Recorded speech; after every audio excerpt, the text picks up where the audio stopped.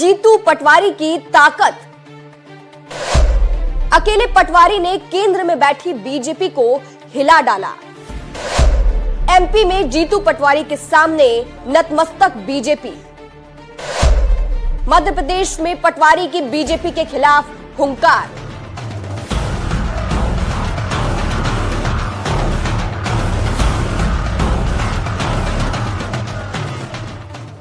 नमस्कार, मैं हूं आपके साथ सृष्टि श्रीवास्तव। मध्य प्रदेश में कांग्रेस के नए प्रदेश अध्यक्ष जीतू पटवारी ने मोर्चा संभाल लिया है। जीतू पटवारी अब एमपी बीजेपी के लिए गले की फांस बन गए हैं। कमलनाथ को कांग्रेस के प्रदेश अध्यक्ष के पद से हटाया गया। जीतू पटवारी को राज्य का जिम्मा सौंपा गया और इस जिम्मेदारी को पटवारी बखूबी निभा रहे हैं।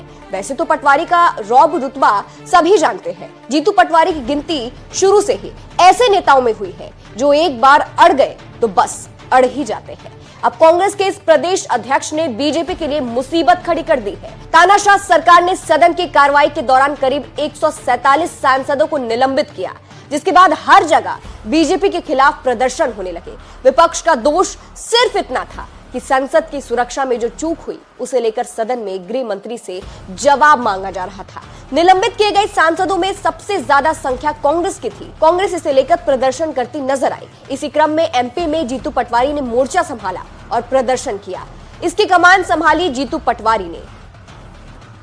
इसके अलावा एक और ऐसा मुद्दा था जिसे लेकर हालात इतने खराब हो गए कि नए सीएम मोहन यादव को सदन में आकर सफाई देनी पड़ी।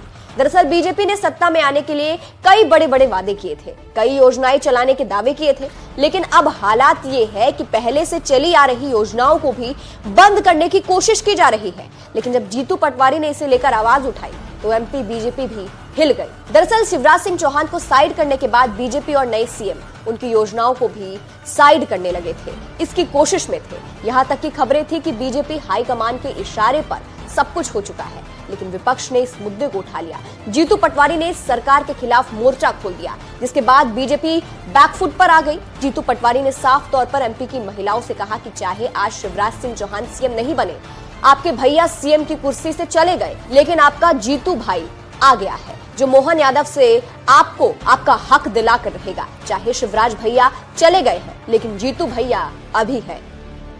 हमारे मुख्यमंत्री जी का कल मैंने भाषण सुना, जब अंदर वो विधानसभा में बोल रहे थे तो उन्होंने कहा कि हमारे लिए जो ये वचन पत्र है ये गीता और बाइबल की तरह है। हम इसको रामायण और महाभारत की तरह इसका एक एक जो हमने अक्षर से किया है उसका पालन किया।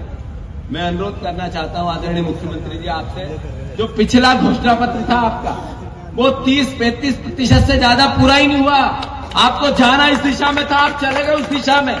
जब पिछला इतिहास आपका ऐसा है, आपके पूर्व मुख्यमंत्री जिन्होंने 18,000 घोषणाएं जो आज भी अधूरी है, और ये कोई भाषण की बात नहीं है, आरोप की बात नहीं है, विधानसभा के प्रश्न के उत्तर की बात है, तो आपकी बात का कैसे भरोसा किया जाए।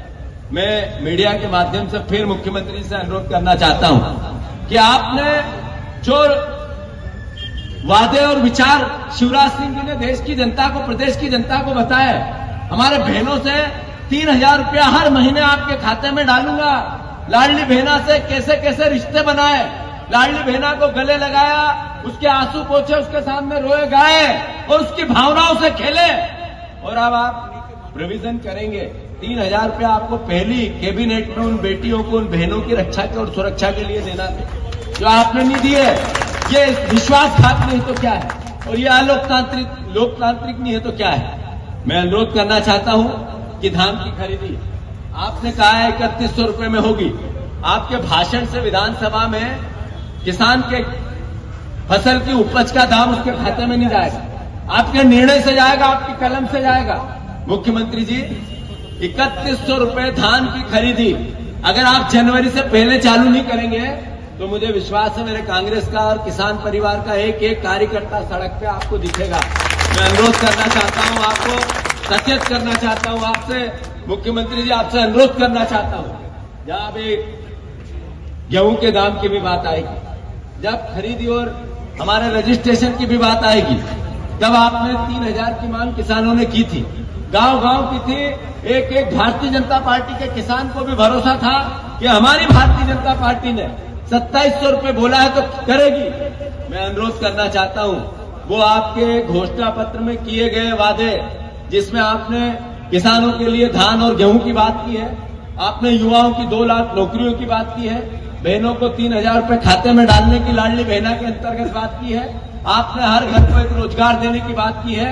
आपका रामायण और महाभारत जैसा घोषणा पत्र, उसका इंप्लीमेंट आपने नहीं किया, तो कांग्रेस पार्टी का एक एक युवा साथी, एक एक कार्यकर्ता, एक एक सीनियर हमारा जो परिवार का है, मैं मानता हूं कि एक एक परिवार का साथी आपके खिलाफ सड़कों पर आम जनता की लड़ाई लड़ने के लिए खड़ा रहेगा। शिवराज भी लगातार अपनी योजनाओं का जिक्र कर रहे हैं। भले ही बीजेपी हाईकमान का प्रेशर हो, फिर भी शिवराज अपनी योजनाओं का बार बार जिक्र करते रहते हैं और सरकार को भी याद दिलाते रहते हैं। अब विपक्ष और सरकार ने जिस तरीके से सरकार के खिलाफ मोर्चा खोला है, अब बीजेपी हाईकमान भी इससे परेशान दिखाई दे रही है। शिवराज के विदा होने के बाद जीतू पटवारी ने महिलाओं के हक के लिए लड़ने की बात कही, तो वहीं शिवराज ने भी कहा कि वो समय समय पर सरकार को योजनाओं के बारे में याद दिलाते रहेंगे। अब विपक्ष के हंगामे के बाद मोहन यादव को सदन में इसे लेकर सफाई पेश करनी पड़ी है। सुनिए कैसे बीजेपी बैकफुट पर आई और मोहन यादव को लेकर सदन में कहना पड़ा कि कोई भी योजना बंद नहीं होगी। ये वही मोहन यादव है जिन्होंने अपनी पहली प्रेस कॉन्फ्रेंस में इस योजना को लेकर एक शब्द भी नहीं बोला था, लेकिन अब सदन में उन्हें सफाई देनी पड़ रही है। से कई और मद हैं, जिन मदों को मैं उल्लेख करूंगा तो लंबा हो जाएगा, लेकिन प्रत्येक मद में भारत सरकार में यशस्वी मोदी जी ने अपनी राशि को 3 गुना 4 गुना किया। कुल मिला के राज्य बजट का आधे से ज्यादा हिस्सा इसी प्रकार से हमारी योजनाओं के माध्यम से मिल रहा है। इसी कारण से हमारा खंडवा से है, जहां पर अवैध गैस सिलेंडर की रिफिलिंग करने वाली दुकान के खिलाफ अब पुलिस बड़ी कार्रवाई कर रही है और इस पूरे मामले में कार्रवाई करते हुए एक ऑटो को भी उसने जब्त कर लिया है। गैस सिलेंडर करने वाले जितने भी लोग थे उनके खिलाफ केस भी दर्ज किया जा रहा है। बता दें कि इस पूरे मामले में एक ऑटो और एक बाइक को भी पुलिस ने जब्त कर लिया है। गैस एजेंसियों पर भी अब पुलिस की नजर है। दुकान में एक के बाद एक दरअसल 30 से ज्यादा सिलेंडरों में ब्लास्ट हुआ था, जिससे दुकान में भीषण आग लग गई थी। आग के बाद इलाके में हड़कंप मच गया था। पुलिस और प्रशासन की टीम ने इलाके को खाली करा लिया था। घटना के बाद से ही इलाके की बिजली सप्लाई पूरी तरह से ठप है, लेकिन अब पुलिस इसको लेकर के कार्रवाई कर रही है, एक्शन में आ गई है और अवैध गैस रिफिलिंग करने वाली जो दुकान है उसमें सिलेंडर ब्लास्ट मामले में प्रशासन एक्शन में दिखाई दे रहा है।